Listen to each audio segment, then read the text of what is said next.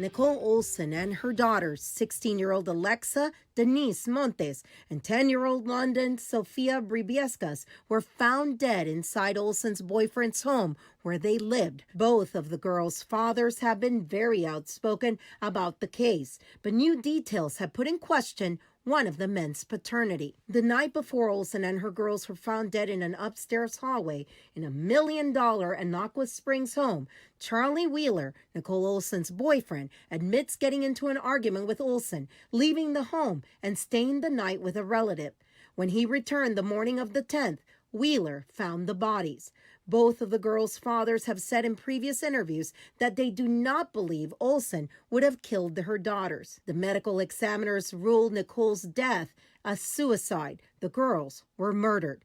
Today's sources close to the investigation tell me that in the hours leading up to Olsen's and her daughter's deaths, the paternity of one of her daughters came into question in communications recovered by investigators. In a written statement, Sheriff Javier Salazar said, after reviewing the case file in its entirety, I decided to kick it back to investigators. There are too many unanswered questions, in my opinion. Several questions with no documentation to support their answers. I am not satisfied with this as a final work product. We tried to get a comment from both fathers and Wheeler's attorney. Joe Holscher represents Hector Bribiescas. He believes the sheriff is holding up the case because on the 10th, the statute of limitation to file civil lawsuit will expire. Holscher believes the sheriff is angry because his client threatened to hold a vigil in front of his home on Thanksgiving Day, asking for the sheriff's office to close the case.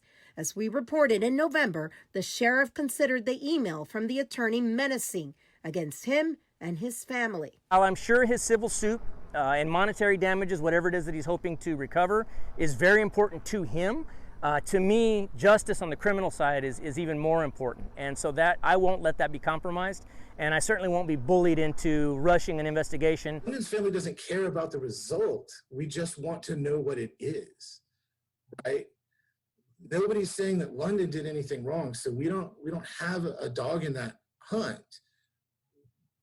They just want to know what happened because they need to move on with their lives. Since the death of Nichol, Alexa, and London, at least one life insurance policy has been paid out, according to the oldest girl's father. As of today, the sheriff's office says they still have persons of interest, but no suspects in this case. Yami Virgen, Fox News at 9.